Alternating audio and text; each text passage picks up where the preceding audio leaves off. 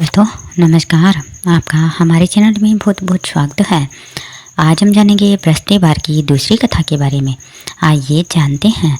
एक दिन इंद्र बड़े अहंकार से अपने सिंहासन पर बैठे थे और बहुत से देवता, ऋषि, गंधर्व, किन्नर आदि सभा में उपस्थित थे। जिस समय बृहस्पति जी वहां पर आए तो सब उनके सम्मान के लिए खड़े हो गए, परंतु इंद्र गर्व के मारे खड़े न हुए, यद्यपि वह सदैव उनका आदर किया करता था। बृहस्पति जी अपना अनादर समझते हुए वहां से उठकर चले गए। तब इंद्र को बड़ा शौक हुआ कि देखो, मैंने गुरुजी का अनादर कर दिया, मुझसे बड़ी भारी भूल हो गई। गुरुजी के आशीर्वाद से ही मुझको यह वैभव मिला है।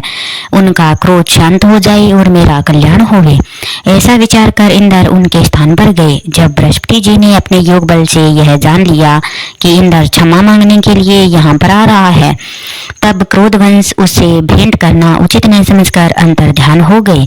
जब दैत्यों के राजा वृषवर्मा को यह समाचार विदित हुआ तो उसने अपने गुरु शुक्राचार्य की आज्ञा से इंद्रपुरी को चारों तरफ से घेर लिया। गुरु की कृपा न होने के कारण देवता हारने व मार खाने लगे। तब उन्होंने ब्रह्मा जी को विनय पूर्वक सब वृत्तांत सुनाया और कहा कि महाराज, दैत्यों से किसी प्रकार बचाइए। तब ब्रह्मा जी कहने लगे कि तुमने बड़ा अपराध किया है जो गुरुदेव को क्रोधित कर दिया। अब तुम्हारा कल्याण इसी में हो सकता है कि त्वष्टा ब्राह्मण का पुत्र विश्वरूपा बड़ा तपस्वी और ज्ञानी है, उसे अपना पुरोहित बनाओ तो तुम्हारा कल्याण हो सकता है। यह वचन सुनते ही इंद्र त्वष्टा के पास गए और बड़े विनीत भाव से त्वष्टा से कहने लगे कि आप हमारे पुरोहित बनिए जिससे हमारा कल्याण हो। तब त्वष्टा ने उत्तर दिया कि पुरोहित बनने से तपोबल घट जाता है, परंतु तुम बहुत विनती करते हो, इसलिए मेरा पुत्र विश्वरूपा पुरोहित बनकर आपकी रक्षा करेगा। विश्वरूपा ने पिता की आज्ञा से पुरोहित बनकर ऐसा यत्न किया कि हरि इच्छा से इंद्र वृषवर्मा को युद्ध में जीतकर अपने इंद्रासन पर स्थित हुआ।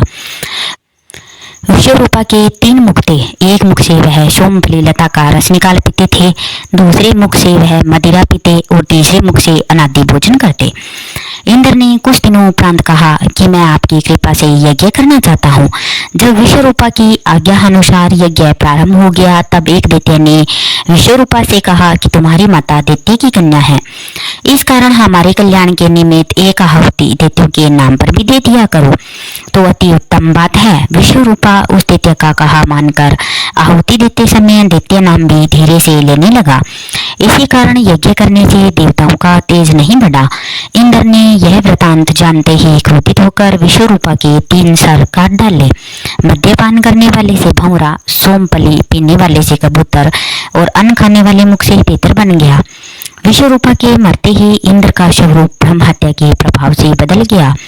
देवताओं के 1 वर्ष पश्चाताप करने पर भी ब्रह्म हत्या का वह पाप न छूटा, तो सब देवताओं की प्रार्थना करने पर ब्रह्मा जी बृहस्पति जी के सहित वहां आए। उस ब्रह्म हत्या के 4 भाग किए, उनमें से 1 भाग पृथ्वी को दिया। इसी कारण कहीं कहीं धरती ऊंची नीची और बीज बोने के लायक भी नहीं होती। साथ ही ब्रह्मा जी ने यह वरदान दिया कि जहाँ पृथ्वी में गड्ढा होगा, कुछ समय पककर स्वयं भर जाएगा। दूसरा वृक्षों को दिया जिससे उनमें से गोंद बनकर बहता है। इस कारण गूगल के अंतरिक्ष सब गोंद अशुद्ध समझे जाते हैं। वृक्षों को यह वरदान दिया कि ऊपर से सूख जाने पर जड़ फिर फूट जाती है।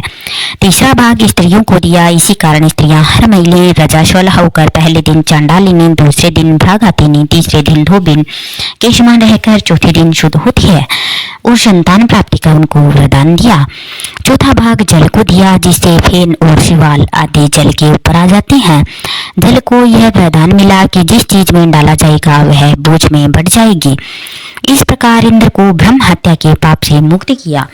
जो मनुष्य इस कथन को पढ़ता या सुनता है उसके सब पाप बृहस्पति जी की महाराज की कृपा से सब नष्ट हो जाते हैं और इसी प्रकार कथा का समापन होता है। अगर आपको यह व्रत कथा अच्छी लगी हो तो प्लीज हमारे चैनल को लाइक करें और सब्सक्राइब अवश्य ही करिएगा। बहुत बहुत धन्यवाद।